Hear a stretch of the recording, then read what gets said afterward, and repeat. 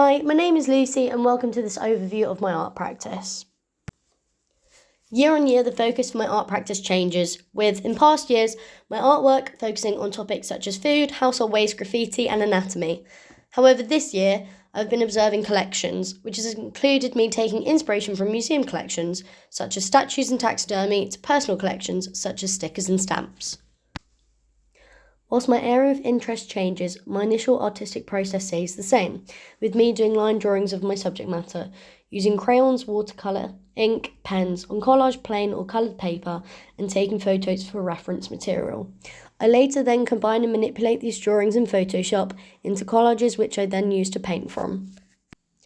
After this initial process, my art practice splinters into multiple different avenues and projects at once, working with installation, animation, plaster sculpture, and anything I can experiment with.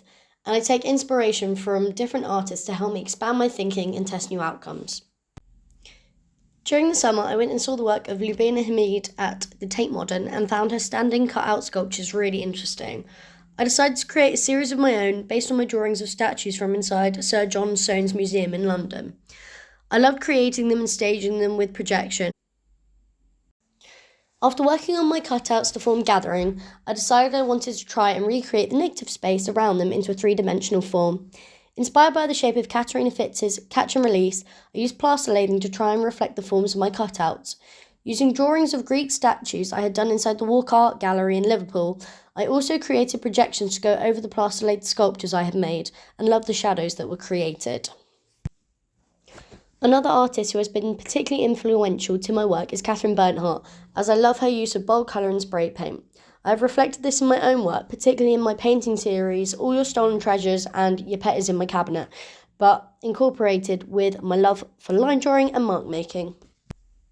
As I go through my art practice, I'm constantly asking myself, does my artwork mean anything? However, the most important part of my practice for me is the process, and how my mind moves from drawings to painting to sculpture to everything in between.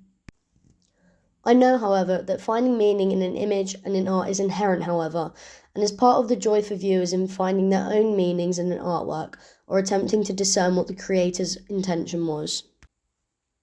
Given that my art has recently been exploring museum collections and, in particular, statues, I've been considering their places of origin.